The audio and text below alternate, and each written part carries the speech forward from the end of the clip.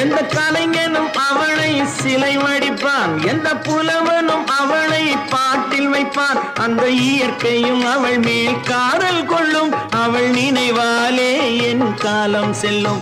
நான் பார்த்ததிலே அவள் ஒருத்தியை தான் நல்ல அழகி என்பேன், நல்ல அழகி என்பேன். நான் கேட்டதிலே அவள் வார்த்தையை தான் ஒரு கவிதை என்பேன், ஒரு கவிதை என்பேன்.